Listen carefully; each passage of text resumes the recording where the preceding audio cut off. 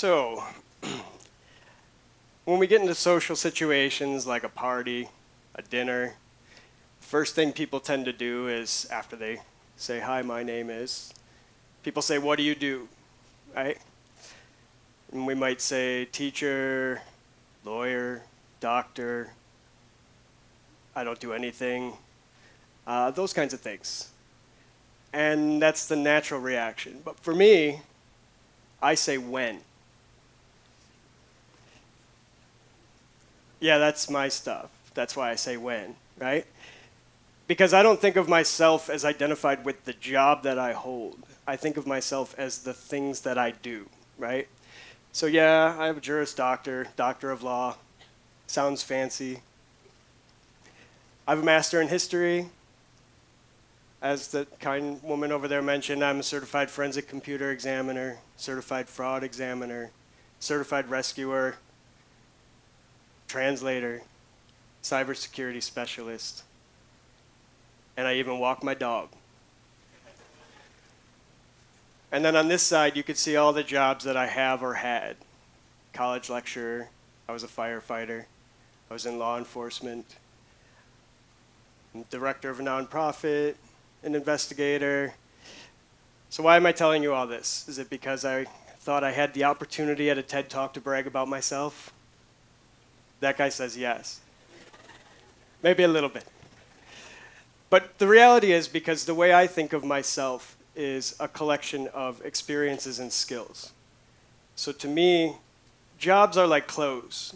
This is my cybersecurity jacket. This is my lecturer's shirt. This is my rescuer's pants. These are my weekend stuff. We won't talk about that. But my point is that when we identify ourselves by our job, I think we lose something. And I'm going to tell you why, because I'm going to put this in the cybersecurity perspective. So I teach here in Nepal. I teach cybersecurity at Software College. I teach like ethical hacking, cybersecurity, digital forensics. And in the cybersecurity world, just like the technology world in general, everything changes constantly. And everybody's thinking, how do I get that job? What do I need to do? What do I need to learn or be good at, right? And there's this weird sort of debate. So we have specialization versus generalist. Now, for everyone that saw the last slide, most people would probably quickly conclude that I'm not a specialist in anything. In America, we call it a jack of all trades. I'm not sure that that's a nice term. But here's why I think it's important to look at the difference. Specialization means you are extraordinary in a particular thing. And that's very much needed. In academia, there's a considerable debate about which thing we should be. Should we be a specialist? Should we be a generalist? I think the debate is a little bit too two-sided and doesn't catch the nuance. Should you be a specialist? Sure. If you're very devoted to a particular topic and you're really excellent at it, and you can bring some high level of thinking, specialists are very much needed. We heard from some speakers today that were clearly specialists in their field, and we need those kind of people. But generalists are equally important, and particularly in cybersecurity and in technology in general, because as things change so quickly, if we specialize in one thing, we do run the risk of becoming obsolete. So, as an example, how many remember when blockchain was going to change the world? Cryptocurrency was like a new thing. People were talking about the ledger and the how blockchain could be applied to this, that, and everything. And how often do we hear about that now? Because now what are we hearing? AI is going to save the world, right? Tomorrow it'll probably be something else. So if you're a specialist in one of those things, that might be a problem for you. Not to say that you shouldn't, but the problem is we don't know what tomorrow's going to be. Do I know if AI is going to become the next thing, that steals everybody's jobs and totally transforms the market like the AI venture capitalists want us to believe? I don't think they know either, but they're just betting a lot of money on it, so they have to say that, right? So when we're talking about technology, because again, I'm a cybersecurity guy when it comes to technology, I'm going to pitch this in terms of attacks and defense, but this applies to all technology careers, I think. So we have, on the left side, we have technical, right? So many of you who are in this field have probably heard of these things. You know, distributed denial of service, ARP poisoning, code injection, man in the middle, all these things, right? These are sort of technical attacks. And so from a cybersecurity perspective, it requires a technical defense, a technical understanding. But what's lost in the generalization of a career is the other side. Now, the other side here, we're talking about technical things still, but it's a little bit different. So many of you have probably at least heard of phishing, smishing, which is basically similar but with text messages, and all these other different things, scareware, you know, hurry up and do something or else we're going to, you know, reveal that you were doing terrible things on the internet or something. So we have a technical element and then we have a psychological element. And so when we're thinking about how we're going to be technologists, I think we have to bear in mind that because technology is injected now into every field just about, we also can apply every other field into technology if we want to be technologists, if we want to not just cybersecurity, not just defend, but develop. So just before me, there was a very wonderful talk about environmental things, and I'm very much into environmental stuff myself. So I was introduced as the executive director, another fancy coat, for my EELS Foundation, which we do technology related to natural disasters. But we've found that, you know, you can't just create an app. You can't just create some data collection regime. You can't just send out alerts by text message or whatever, because that's only ever going to reach a small group. So you had to get creative. We had to think about like the psychology. What do people actually need to know to register what we want them to understand, right?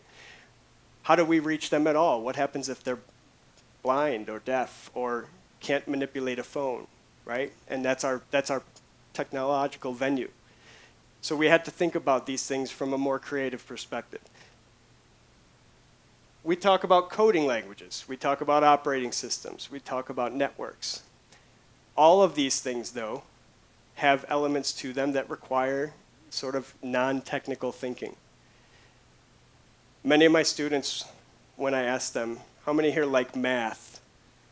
And the hands, few of them trickle up. Even in this room, about 2 people just raise their hands, right?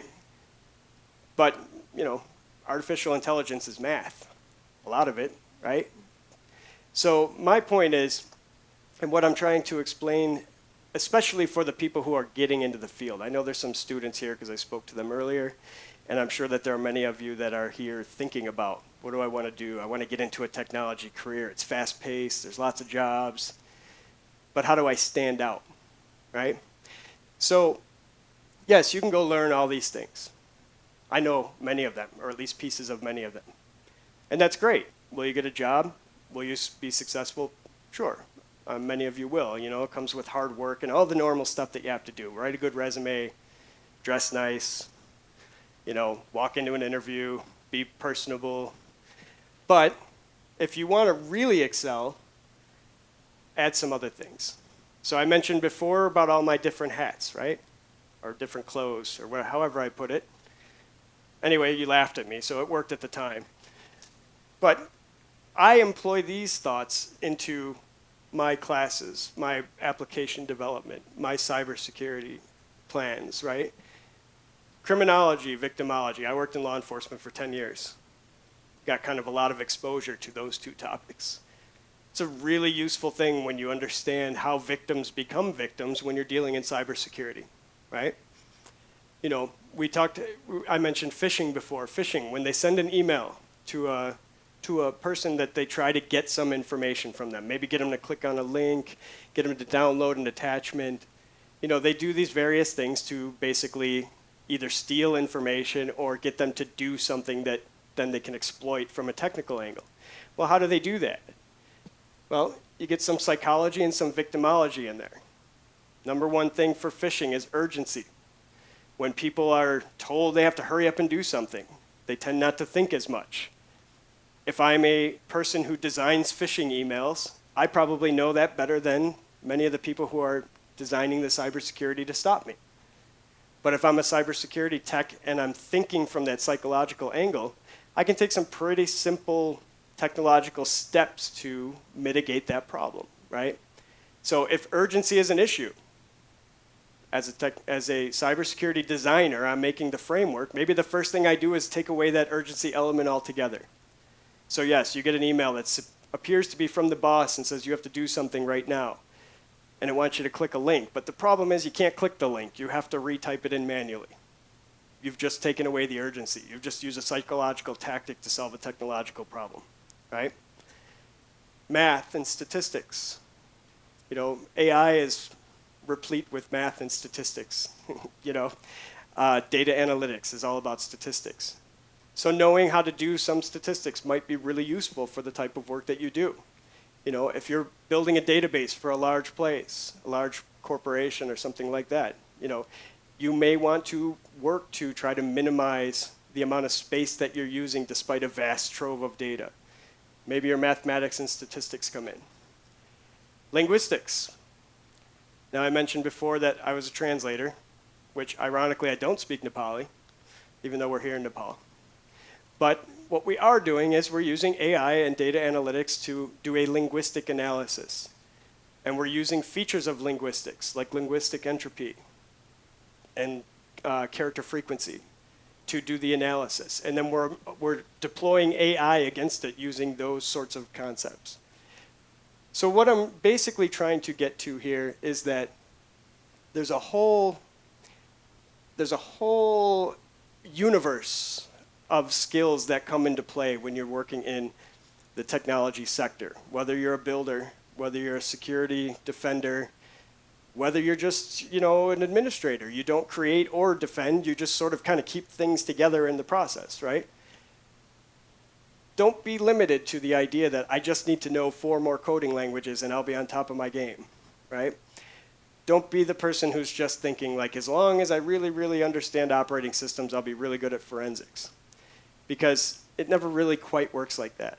When I was a technical analyst in law enforcement, I did a lot of digital forensics, device forensics, network forensics. And I can tell you that a lot of times the problems that we solved were solved because of understanding what the person was trying to do from a psychological perspective, more so than from a technological perspective.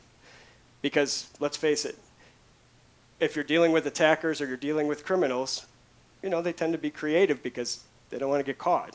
So they try not to do the same things that got their buddies put into jail, right? So it's not an issue of just being technically capable.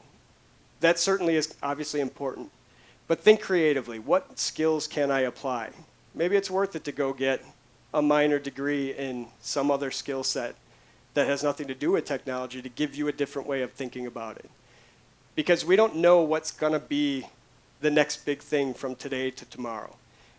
AI could be the big thing for the next 5 years, 10 years, or it could turn out that it's just not the thing at all in 5 or 10 years. You know, we really don't know. I mean, 5 years ago, the same concept of what we're calling AI now existed, but blockchain was the thing, you know, and you had all these other sort of ideas of where the future was going, and nobody really knew.